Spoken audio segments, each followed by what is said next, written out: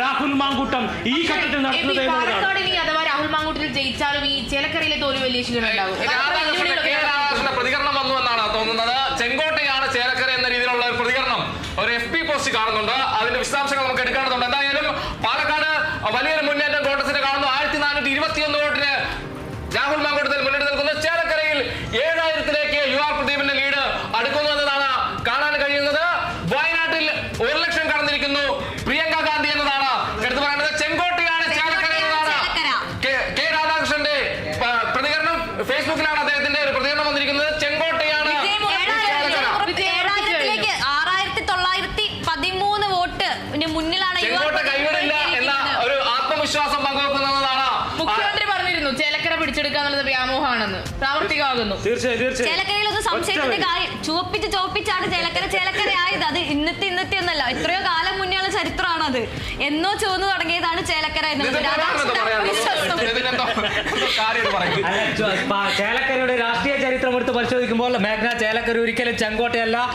MA Kuttappan, KK Balakrishnan, M താം ഇവരെല്ലാം ജയിച്ചു വന്ന മണ്ഡല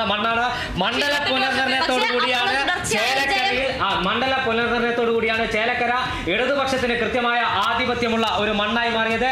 അവിടെ നേരത്തെ അതുല്യ സൂചിപ്പിച്ചതുപോലെ തന്നെ പഞ്ചായത്തുകളിൽ കൃത്യമായി ഇടതുമുന്നണിക്ക് വ്യക്തമായ മേധാവിത്വമുണ്ട്. ഇടതുമുന്നണിക്കല്ല, CPIM-ന് കൃത്യമായ മേധാവിത്വമുണ്ട്. ആ മേധാവിത്വം ഇത്തവണയും അവർ അരക്കിട്ടുറപ്പിച്ചു. അതോടൊപ്പം തന്നെ കെ രാധാകൃഷ്ണന്റെ ഒരു മികവ് മന്ത്രി എന്ന നിലയിൽ, സ്പീക്കർ എന്ന നിലയിൽ ജനകീയനായ പൊതുപ്രവർത്തനത്തിന് വേണ്ടി വിവാഹമേ വേണ്ടെന്ന് വെച്ച ഒരു പൊതുപ്രവർത്തകരാണ് കെ രാധാകൃഷ്ണൻ. ആ ചേലക്കരയുടെ രാധേട്ടനിലൂടെ ആ ചേലക്കര മണ്ഡലത്തിൽ വികസന കുതിപ്പ് തുടരാൻ ഇത്തവണ അവർ UR പ്രദീപിന് ചുറ്റികരിവാൾ നക്ഷത്ര മലയാളത്തിൽ തന്നെ അവർ വോട്ട് രേഖപ്പെടുത്തിയിരിക്കുന്നു. എന്തായാലും ചേലക്കരയിൽ മറ്റൊരു അത്ഭുതങ്ങൾ ഇനി കാണാനില്ല. പക്ഷേ എടുത്തു പറയുന്നത് കോൺഗ്രസ് ക്യാമ്പിന് ചേലക്കരയിലെ പരാജയമെല്ലാം തന്നെ മായ്ക്കാൻ കഴിയുന്ന വിജയം രാഹുൽ മാങ്കൂട്ടത്തിന് പാലക്കാട് ഉണ്ടാകാൻ പോകുന്നു. അവിടെ ജനാധിപത്യ വിശ്വാസികൾക്കടക്കം സന്തോഷിക്കാനുള്ള വകയാണ്. കാരണം വീണ്ടും കേരളത്തിൽ ഒരു താമര വിരിയാനുള്ള അവസരം പാലക്കാട് നൽകിയിട്ടില്ല. കാരണം മതവർഗീയത, രാഷ്ട്രീയ എതിരാളികൾ പറയുന്നത് പോലെ മതവർഗീയതയെ പാലക്കാടിന്റെ മണ്ണിൽ വീണ്ടും പിടിച്ചു കെട്ടിയിരിക്കുന്നു. അല്ലെങ്കിൽ സംഘപരിവാർ രാഷ്ട്രീയത്തെ പാലക്കാടിന്റെ മണ്ണിൽ വീണ്ടും പിടിച്ചു കെട്ടിയിരിക്കുന്നു. കരിമ്പനകളുടെ നാട്ടിൽ തേര് തെളിക്കാൻ രാഹുൽ മാങ്കൂട്ടത്തിൽ കടന്നു വരികയാണ്. ഉപതെരഞ്ഞെടുപ്പിൽ ഇനി 1.5 വർഷക്കാലം മാത്രം പ്രതിപക്ഷ നേതാവ് DCC ഓഫീസിൽ മാധ്യമങ്ങളെ ഒരു സംശയം വേണ്ട. KPCC അധ്യക്ഷനേക്കാൾ മുൻപന്തിയിൽ പ്രതിപക്ഷ നേതാവ് പറയാ ഈ വിജയം പുറത്ത് പറയാ കൂട്ടായ വിജയമാണെന്നാണ്. ഇന്നലെ പ്രതിപക്ഷ നേതാവ് ഇട്ട ഒരു FB പോസ്റ്റ് ഉണ്ട്, ഒരു കാർഡ് ഉണ്ട്. പ്രതിപക്ഷ നേതാവും അതോടൊപ്പം തന്നെ KPCC അധ്യക്ഷൻ K സുധാകരനും അവർ ഇന്നലെ രാത്രി പരസ്പരം ഏറ്റുമുട്ടുന്നു. അതായത് അവരുടെ അണികൾ പരസ്പരം ഏറ്റുമുട്ടുന്നു.